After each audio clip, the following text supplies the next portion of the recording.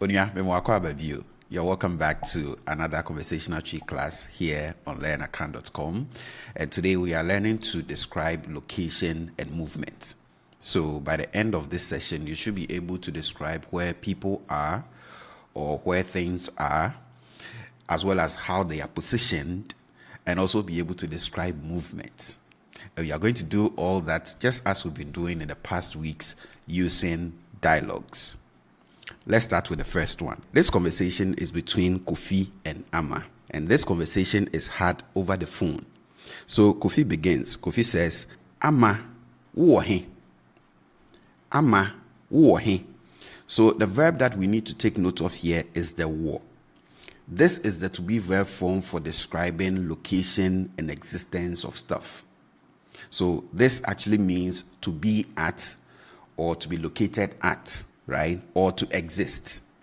So here, for example, we have the question word he, which is where. We learned this in the previous week. So we have he as where. So when you ask wo he, literally you are asking you are where. Where are you? So if you are asking where someone is, you can ask Kofi wo he, right? Let's put it here. Kofi wo he. Where is Kofi, right?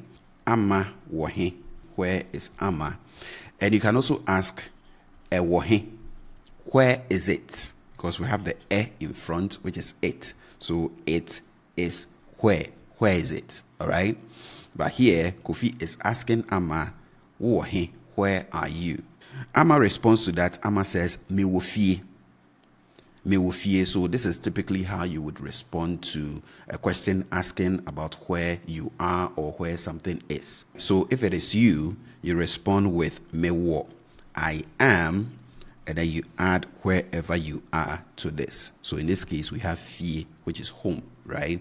So me wo fie, I am home. So if Ama were to be at work, she would respond with me wo ejumem, right? Me wo ejumem, I'm at work.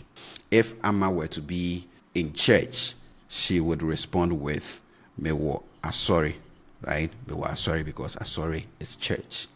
So here Ama says me wo fie, meshe ejaye, meshe ejaye, and this is the second verb that we need to take note of. So the first verb was wo, which we said is to be at or to be located at or to exist, right? Now we have this she, and this is to be within a space, right? So to be within a space. So the thing or the person has to be within a space for you to use this. So for example, right now I'm inside, right? I'm inside my apartment. So I can say me wo me dem, right? Let's put it here. Me wo me dem, and it's dime, right? But we say me wo me dem. I'm inside my room or my apartment, right? But because this is an enclosed space, instead of this wo, I could also say me she, me dem, because I'm within the space, right? Me she, me dem. So an example that I used was apawa no she efidie no mu. Apawa no she efidie no mu. So we have apawa, which is the CD, compact disc, right? The what we use to play music, right? So we have apawa no she efidie no mu. Efidie is a machine. So in this case, it can be the CD player, right? It's a device. So apawa no she efidie no mu. The disc or the CD is inside the machine, the device, right? The player. So we are using this because it is within a space. If someone is under the bed, I can say akwadano she mpa no ase, for example, right? Akwadano she mpa nase. The child is under the bed, and we are using this she because under the bed is a space. So if the child is within that space, we describe that with this she, and we pair that with ase, and ase is under, right? Under. So when you say she ase, it means to be under. For this one, we paired this she with mu, and mu is in or inside. So we have apawa no she efidie no mu. So the disk is within the machine, the device, the player. So here, Amma said, me wo fie, I'm home. Me she ejaye. Ejaye is the bathroom. So she's saying, me she ejaye, I'm within the bathroom. So I'm in the bathroom, but because it's an enclosed space, it's a space, she is within there. So she's using she.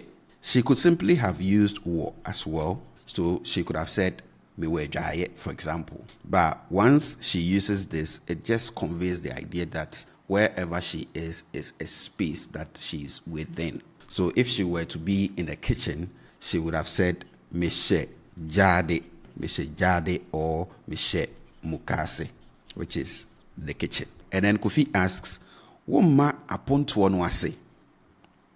Woma upon tuonoase. So before we even go on, take note of how the future negative is constructed. So the future negative, you bring the subject, and then you bring re plus the negative verb. So here, for example, the verb is ba. That is the positive verb. The negative will bring in front, ba. And then the will cause the b to change into as well. So we have ma, to not come. Now, to form the future negative, you bring re in front of that and then the subject. So if the subject is wo, which is you bring wo here, and then you bring re here, and then you bring the negative verb, and then you have the future negative. You will not come. Now, while we write it like this, so this is what you find in standard literature, right? This is how we write it. So worema, and you can say this, just that on the streets, we don't say it like this. We typically say this as woma, okay? And it cuts across all cases of the future negative. So if I want to say, for example, I will not sell my shoes, for example. Let's put that here. I will not sell my shoes. I will say, merenton mempabuano.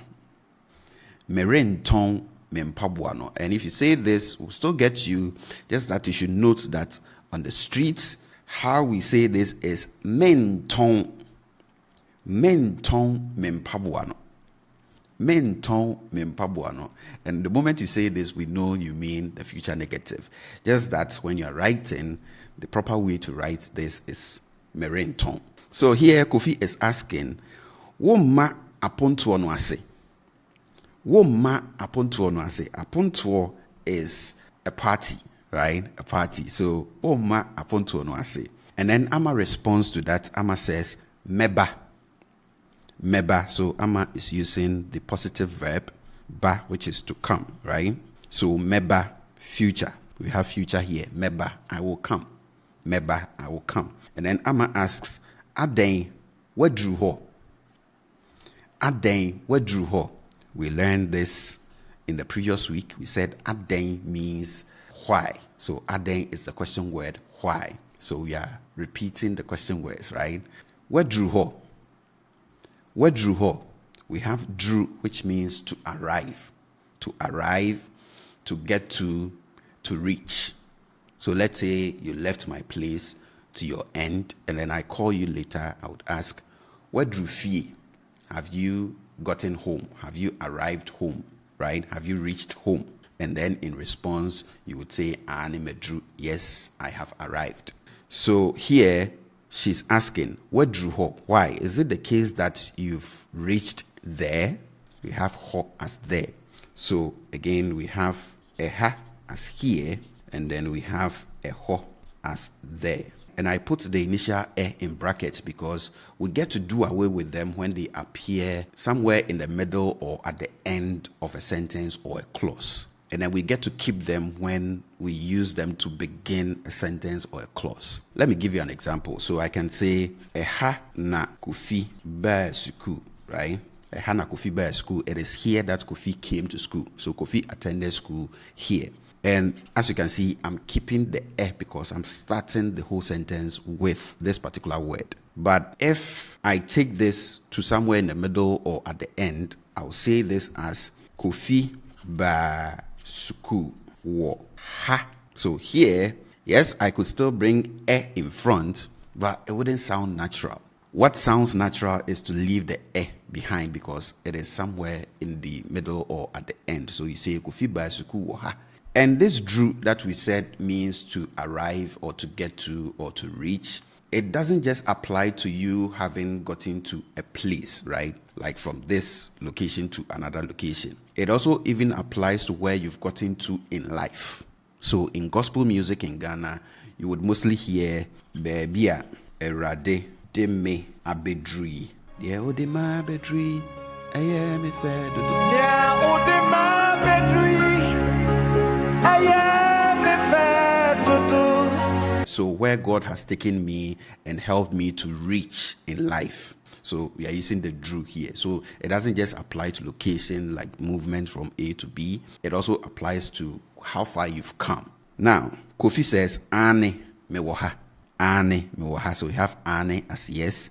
Mewo. I told you mewo. The wo is to be at, to be located at, to exist, right? So when you say mewo, you are saying I am, as in I'm located at ha, which is here. Now Amma says, where rem ana uwa bonting. Where rem ana uwa bonting. So we have a verb here which is ra. Ra, and ra means to enter. So if I enter my place right now, I'd say me dem, for example, right? Let's put it here. Medem, right? I have entered my room or my apartment. Now, this ra is being paired with mu, which is in. So remu means to enter inside. And when we put those two together, we can write it as rem, enter inside, right? Rem, enter inside. So that is what we are using here. Where rem, have you entered, as in entered inside? So you have the at the end. Ana, we learned ana in previous weeks. We said ana means or, even though we are also able to put this at the end of a statement to turn that statement into a question. Wadana, have you slept?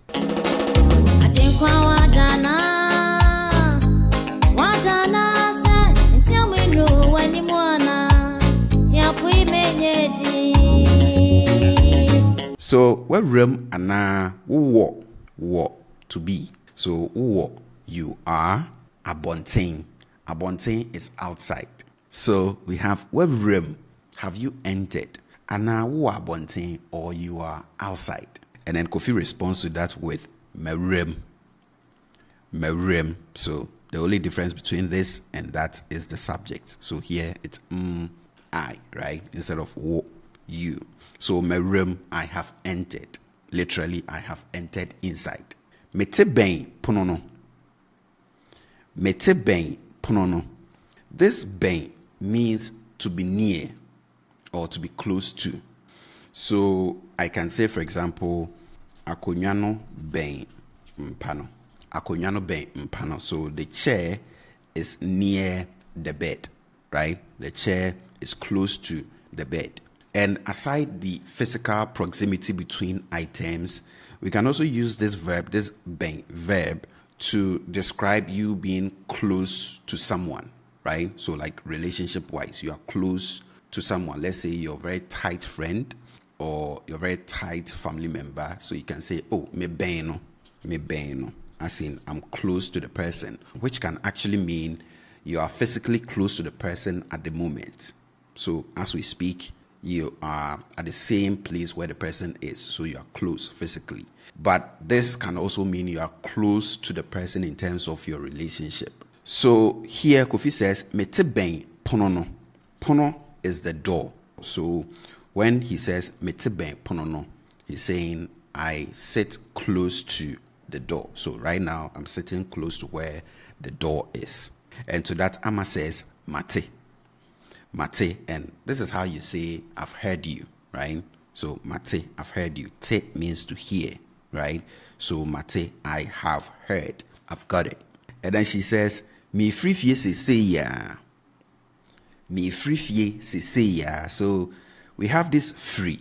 The first meaning of free is to be from.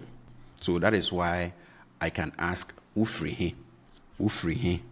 He is where, right? So wofri he, where are you from? And then in response, you say, me free. I am from, and then you put wherever you are from here. And it is to be from, not just from, which means when you're using it, you don't bring a to be verb before it, right? Because once you bring free, so wofri, this is you are from. So it captures both the are, which is the to be verb, and then the from. So wofri he, you are from where? So that is the first meaning of free. Another meaning of free is to leave. Free, which is to leave. And that is what Amma is using here. So she says, me free fie say yeah. I'm leaving home. We said fie is home, right? Say is now. If you add ara to that, you get say yeah, and that is right now. Okay, right now. So me free fie, we have the progressive marker here, which makes it, a continuous action. So me free fie, I am leaving home right now. And then Kofi responds to that with you.